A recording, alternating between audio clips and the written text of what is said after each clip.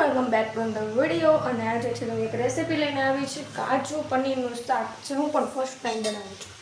તો તમારી સાથે હું રેસીપી છે તે શેર કરું છું. સૌથી પહેલાં છે તમારે ગ્રેવી માટે છે, અમુક છે તે સીધી ગ્રેવી કરી નાખતા હોય પણ સ્વાદ ન આવે તો જુઓ, ડુંગળી છે અને ટમેટા છે, આ બંનેને છે ને એકદમ ડુંગળી ટ્રાન્સપરેટ થાય ત્યાં સુધી, ટમેટા સાવ ગળી જાય ત્યાં સુધી જો એકદમ છે ને હલાવે જ રાખવાનું છે, 2 પાવડા તેલ નાખીને. અને એક બાજુ છે જે આપણે કાજુ અમુક શેકતા હોય ને એવું કરતા હોય, તો અમારે છે ને કડકડ થાય ન મજા આવે, થોડાક પોચા હોય મજા આવે. તો જો આપણે ગરમ પાણીમાં છે ને કાજુ પલાળી દીધા છે તો.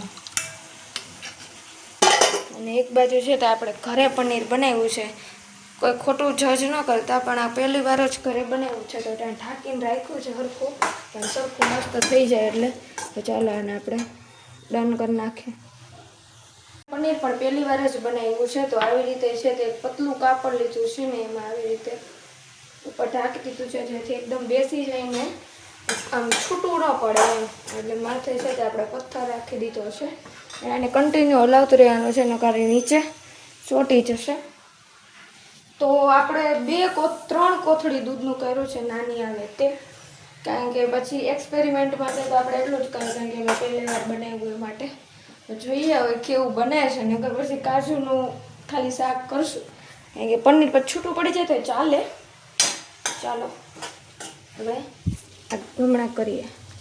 જ્યાં સુધી છે ડુંગળી ટમેટા ચડે ત્યાં સુધીમાં આપણે મિક્સર છે તો આપણે નીચે લઈ લઈએ. તો એકદમ ચડી ગયું છે ને હવે આપણે છે ને ઠારવા મૂકી દઈશું, સાવ ઠરી જાય ને પછી જ છે તે ગ્રેવી કરશું. અને પ્યુરી નાખી દેવાની છે, અને તરત જ છે તે તમારે કાજુની પ્યુરી નાખીને અને પછી સિમ્પલ રીતે જે છે તે રીતે જ વઘારવાનું છે. અને તમારે જો આ છે તે કાજુ કરી મસાલો છે, જે પંજાબી સ્પેશિયલ છે, તે તમારે લેવો હોય તો વધારે સ્વાદ આવશે. અને બાકી તો આપણા જે શું કહેવાય કિચન કિંગ જે મસાલા જે બધા હોય એ તો જનરલ મસાલા તો નાખવાના જ રહેશે. ગેસ તો જો અત્યારે 1 મિનિટ. ગેસ તો અત્યારે જો આપણે પનીર છે ને ફ્રાય કરી લીધું છે, અને આ છે કાજુની પ્યુરી. જો એટલે થોડુંક આપણે શું કહેવાય કે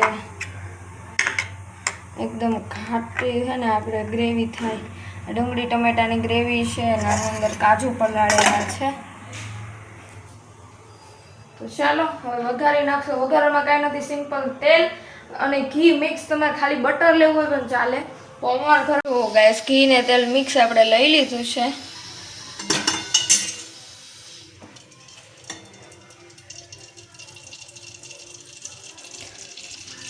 જો ગરમ થઈ ગયું છે, અને હવે આની અંદર આપણે થોડુંક જીરું છે ને તે એડ કરવાનું છે વઘારમાં. અરે યાર હજી એવું નથી, 2 મિનિટ. જો સિમ્પલ જીરું, આખું જીરું જો આવી ગયું છે. અને હવે છે તે થોડીક વાર જીરુંને છે તે શું કહેવાય ફૂટવા દઈએ. ઘી છે એટલે થોડુંક ઓલું થશે બબલ્સ. ત્યારબાદ છે તે ગેસ છે તમારે ધીમો કરી નાખવાનો છે, કારણ કે પછી ઉડે તો પ્યુરી.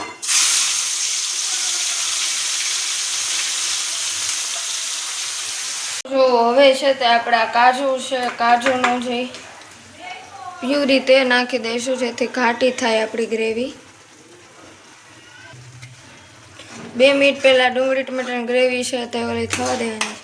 આનાથી છે તે થોડીક ગ્રેવી ઘાટી અને મસ્ત થશે. તમને જીરું વધારે દેખાતું હશે, ખાલી હજી ગ્રેવી છે ને એટલે, બાકી બધું આવશે. એટલે અને જીરાનો ટેસ્ટ બહુ મસ્ત આવે છે, તમે ટ્રાય કરજો. જેને ભાવતું હોય, અને અમને તો બહુ ભાવે છે. જે આ મસાલો હવે જે આ મસાલો છે કાજુ કરીનો, તે આપણે અડધો તો નહીં પણ અડધો જ નાખી દીધો છે. અને છે તે દૂધમાં પલાળવાનું હોય છે 5 મિનિટ. જો આપણે છે તે મસ્ત મજાનું દૂધ છે તે આની અંદર છે તે આપણે એડ કરશું.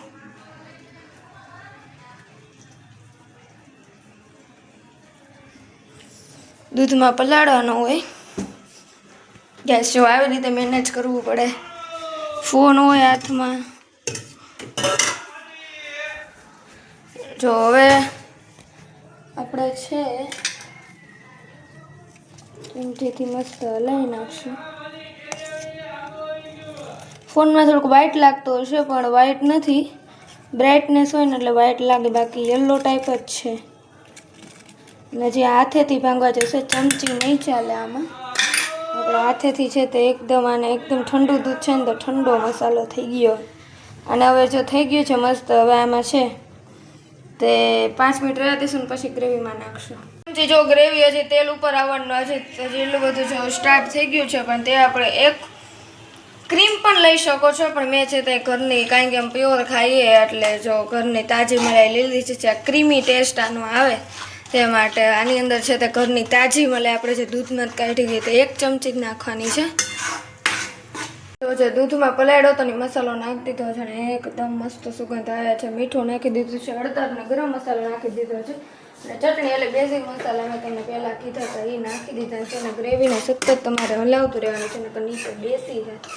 કાજુ અને મલાઈ નાખી હોય એ માટે.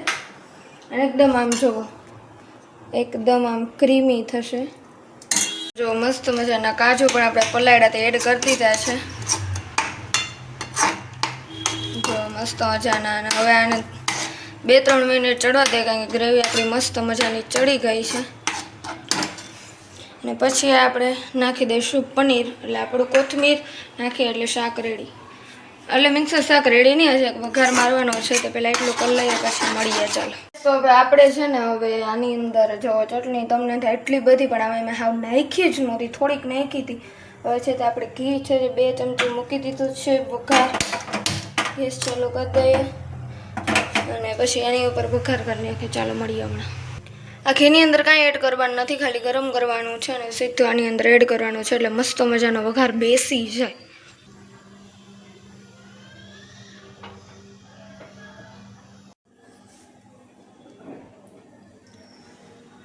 તો મસ્ત મજાનો વઘાર થઈ ગયો છે ને બહુ મસ્ત સ્મેલ આવે છે. ને શાક આપણે આ 4 જણા માટે બનાવ્યું છે એટલું ઇનફ થઈ જાય. જો એકદમ રેડ, બહુ તીખું પણ નહીં ને માપે બધું થઈ ગયું છે.